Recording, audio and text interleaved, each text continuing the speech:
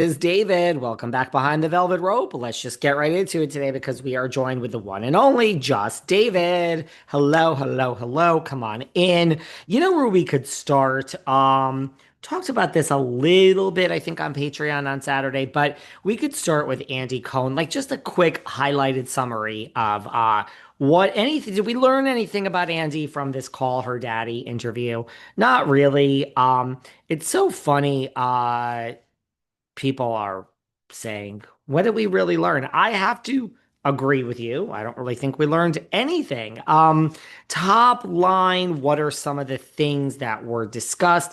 No, I mean, and I love how this happens. Like, does he say, don't ask me about the future of New York? Don't ask me about the future of New Jersey? Probably. Well, none of that was actually discussed. It really wasn't. It was a lot about Andy, not really a lot about the actual shows. So if you want a summary, he talked about John Mayer. They always sit in the same side of the booth when they go out uh, to dinner.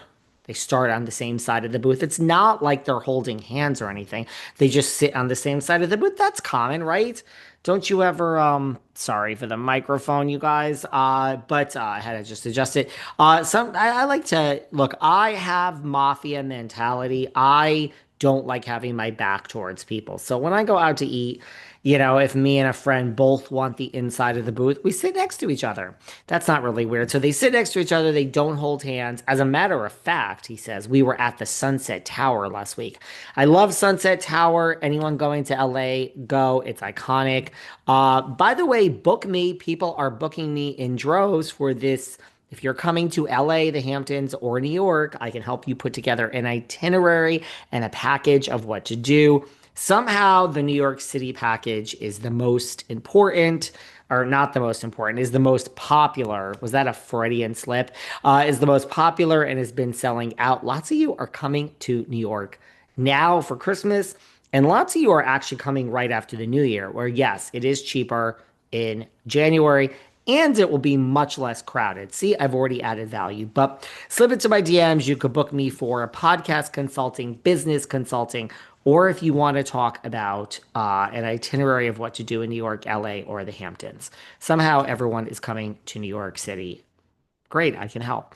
So he said, as a matter of fact, we were just at the Sunset Tower last week, and I was getting so physical with him, John Mayer. By the end of it, he was like, Andy, we've all been there, girl. Get drunk, put your hands all over the straight guy. I get it. He said, but I was kind of using him to tell a story about a guy. Oh, that's a good excuse, Andy. We love each other deeply and actually do. Then Alex Cooper from Call Her Daddy said, are you secretly in love with John Mayer? No, we love each other. If I could find a gay guy that was him, it would be magic. But what I'm so grateful for is the love we have. Oh, great. There you go. He said he's single and he is on all the apps for all of you out there who want to shoot your shot. Single on all the apps, and he says he meets two type of guys on the apps, either those that he wants to fuck or those he wants to date. How deep and novel of you, Andy. Duh, that's, I think, a lot of people.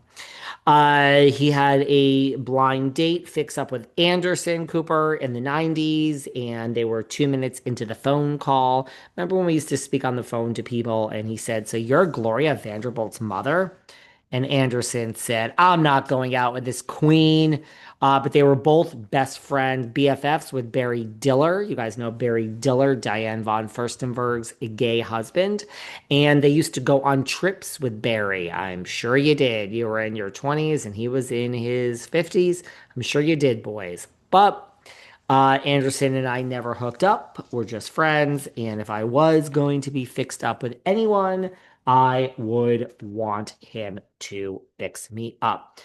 I found one of the more interesting parts to this interview is that Andy Cohen is in complete denial. Still, he is in complete denial. He was asked about the one, the only shady Aunt Wendela, and he just seems in denial. So Alex Cooper said, "Do you think Wendy from Potomac faked her home invasion?" The proper answer should have been yes.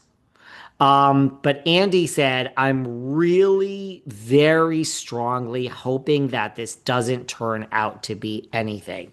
I mean, I'm sorry, you guys, but am I being like a shady bitch today? Should I check myself? I mean, what? I mean, I'm really very strongly hoping that this doesn't turn out to be anything. That is his answer when he is asked about, do you think Wendy faked the home invasion? Do you think it's wrong that I say that Andy Cohen is in complete denial? Is there anybody out there? And I ask these questions. You always think I'm trying to be shady, but I ask these questions for real. Is there anybody out there that thinks that Wendy is innocent, that she didn't stage this home invasion? I am Convince me. I am open to listening. I am not Bethenny Frankel. I am not her. I don't know everything. We'll talk about Bethenny in a minute. I'm not Bethenny. I don't know everything. So please convince me. Otherwise, I think Andy is in complete denial.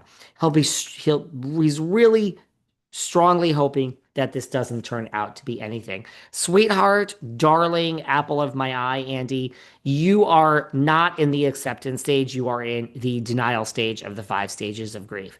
This is something.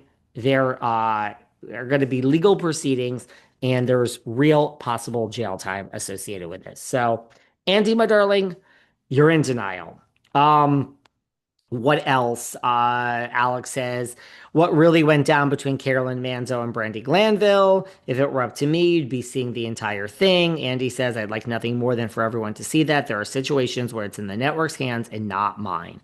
Doesn't really answer the question. She asked you, what do you think went down? We already know we're never going to see it. We're never going to see it. Everybody knows that. She asked you, what do you think really went down? So you didn't answer that.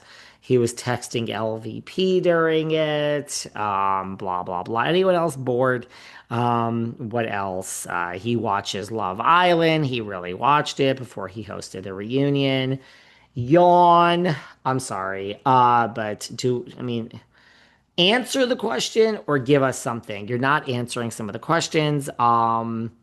She asked him what his tagline would be. I'm a father of two, but a daddy to many. Okay, well, that's kind of funny, I suppose. And let's see what else. Who do you think should replace you when you retire? Such a good question. That is a good question. You should answer it. Wendy Williams used to always talk about this when she was like, one day, I don't think he won't answer it. Well, I don't really love talking about my retirement. Thank you very much.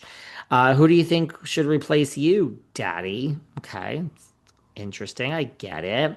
We talked about this. He loves giving men with Peter Pan syndrome, shit who make bad decisions. He loves it. It's a Watch What Happens Live classic. Like, come on in, Jax. Let's talk. What's the most high maintenance thing about you? I'm pretty picky in terms of travel and hotels, things like that. I'm a man of taste. Oh, God. I mean, this is kind of interesting. Who do you think is the thirstiest celebrity? And he said, well, I'm gonna say, and I mean this with total love, and I love her, Brittany from Salt Lake. Andy this week has told Brittany he just loved her, and he also on Watch What Happens said, "I'm so amused by you, Stacey Rush." And she said, "Really?" He's like, "Ah, really." I think Stacey's job is safe, and so is Brittany's. But let's face it, he doesn't give a shit. If you're not good for the show, he could be amused, and you're out to lunch. How much did you make last year? Again, a good question. We all would like to know the answer. Oh my God, really? Are you fucking kidding me? He says. Okay, we're not answering that one. And that